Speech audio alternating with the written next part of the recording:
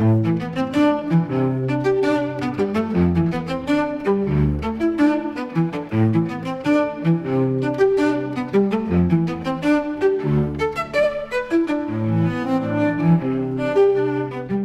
sommes dans la ville de Troyes, préfecture de l'Aube, le vendredi 1er juin 1832.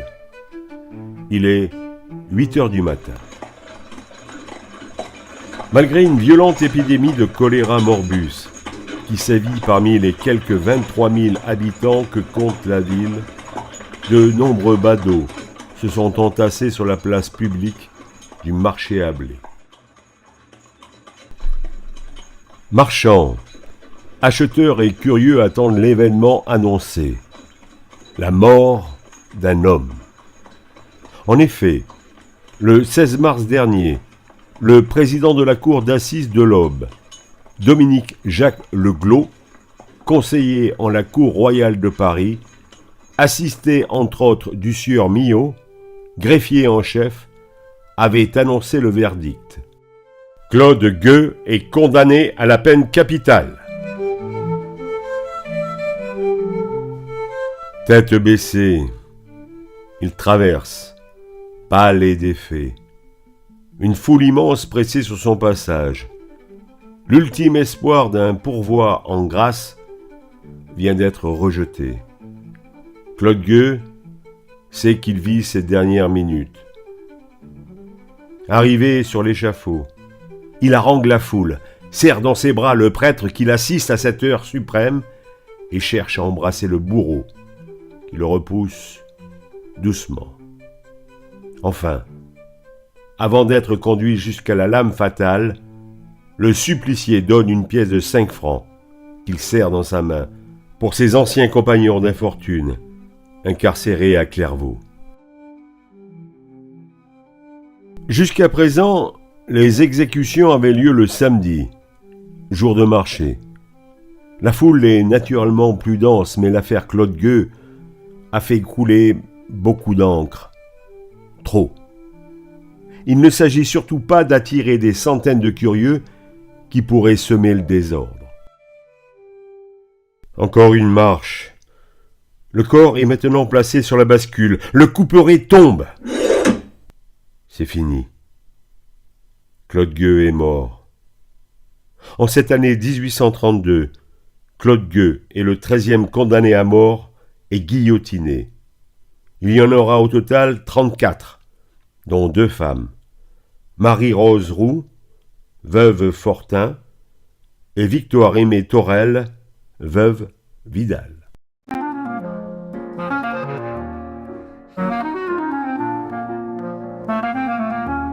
Bonjour, vous êtes bien sur horizontdevoix.fr. Aujourd'hui, nous avons rendez-vous avec un fait divers célèbre, l'affaire Claude Gueux. Sa condamnation à mort et son exécution ont profondément inspiré Victor Hugo. Pascal Casanova, professeur de lettres, écrivain et conférencier, auteur de cette chronique, Vérité et mensonges romanesques, nous entraîne au XIXe siècle.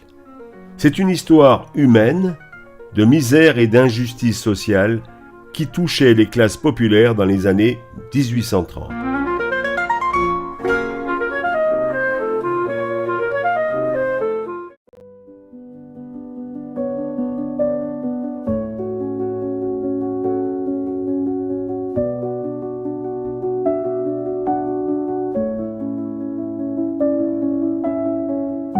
Si l'affaire Claude Gueux est désormais entrée dans l'histoire, nous le devons à un homme qui fut sans nul doute la figure marquante de la littérature engagée du XIXe siècle, Victor Hugo. En 1834, 2 ans après l'exécution de Claude Gueux, celui qui marqua son œuvre en dénonçant les misères du peuple, fit paraître un court roman éponyme, Claude Gueux. Véritable plaidoyer contre la peine de mort. Après sa fiction Le dernier jour d'un condamné, parue en 1829, inspirée elle aussi dans un autre fait divers, Aimé Milot, en 1827, Victor Hugo tenait avec Claude Gueux une victime de la guillotine qui lui permettrait d'illustrer sans aucune mesure le combat de sa vie. L'affaire a mis en lumière les lacunes et l'inhumanité du système pénal. Hugo a utilisé Claude Gueux pour critiquer la société qui punissait sévèrement les actes désespérés de ceux qui luttaient simplement pour survivre. Deux questions se posent. De quels documents Victor Hugo disposait-il lors de la rédaction de son Claude Gueux ? Certainement la Gazette des Tribunaux. La Gazette des Tribunaux était un journal français du XIXe siècle, centré sur les affaires judiciaires. Créé en 1825, ce périodique parut jusqu'en 1915. Le format du journal était organisé selon 4 rubriques récurrentes: la justice civile, la justice criminelle, les chroniques et les annonces. Son siège se situait à Paris, mais le journal incorporait des affaires de l'ensemble du pays par correspondance et parfois même étrangères. Mais en fait, qui était vraiment Claude Gueux ? Que nous raconte Victor Hugo de cette histoire ? Il y a 7 ou 8 ans, un homme nommé Claude Gueux, pauvre ouvrier, vivait à Paris. Il avait avec lui une fille qui était sa maîtresse et un enfant de cette fille. L'ouvrier était capable, habile, intelligent, fort mal traité par l'éducation, fort bien traité par la nature, ne sachant pas lire et sachant penser. En hiver, l'ouvrage manqua. Pas de feu, ni de pain dans le galetas. Je ne sais pas ce qu'il vola. Je ne sais pas où il vola. Ce que je sais, c'est que de ce vol, il résulta 3 jours de pain et de feu pour la femme et pour l'enfant, et 5 ans de prison pour l'homme. Hugo écrit « L'homme fut envoyé à la prison de Clairvaux ». Et Hugo ajoute, en bon polémiste qu'il est, « Clairvaux, abbaye dont on fait une bastille, cellule dont on fait un cabanon, hôtel dont on fait un pilori. » Cela dit, l'écrivain a raison. L'abbaye cistercienne devint une prison en 1804.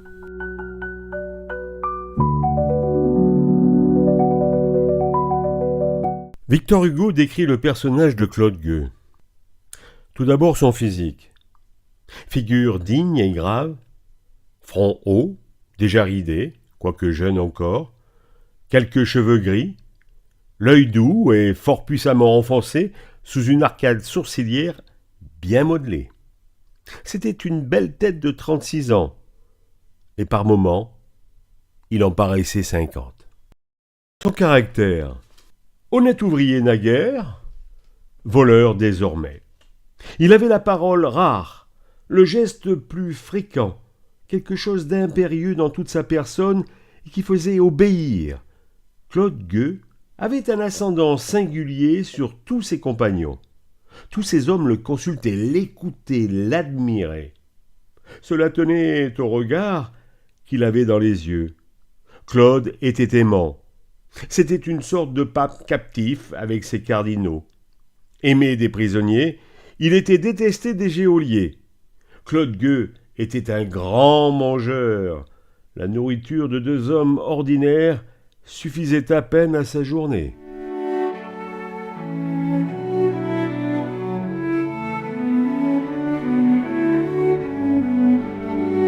Deux personnages autour de Claude Gueux.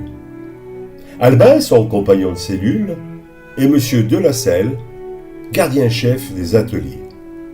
Albin avait 20 ans.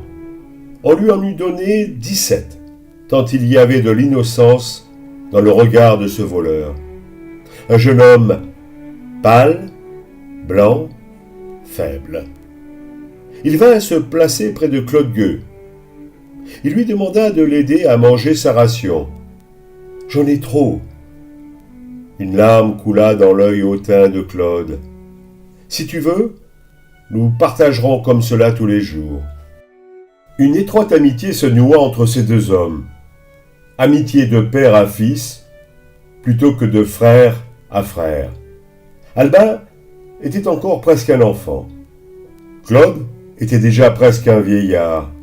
Ils travaillaient dans le même atelier, Ils couchaient sous la même clé de voûte.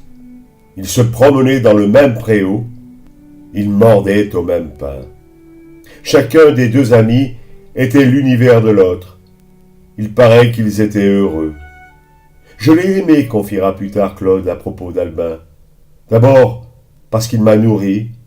Ensuite, parce qu'il m'a aimé. Monsieur de la Selle était une espèce de fonctionnaire propre aux prisons. Tyrannique, il ne raisonnait avec personne, pas même avec lui. Bon père, bon mari, sans doute. Ce qui est devoir et non vertu. En un mot, pas méchant, mauvais. Un de ces hommes qui n'avait rien de vibrant ni d'élastique, composé de molécules inertes. Fier d'être tenace, il se comparait à Napoléon. Un jour, étant de bonne humeur et voyant Claude Gueux triste, car cet homme pensait toujours à celle qu'il appelait sa femme, il lui conta, par manière de jovialité et de passe-temps, et aussi pour le consoler, que la malheureuse s'était faite fille publique. Claude demanda ce qu'était devenu l'enfant. On le savait. Haï des prisonniers, M. de la Selle était souvent obligé, pour se faire obéir d'eux, d'avoir recours à Claude Gueux, qui en était aimé. 10 paroles de Claude Gueux valaient 10 gendarmes. Claude avait maintes fois rendu ce service au directeur. Aussi, il le détestait cordialement. Il était jaloux de ce voleur.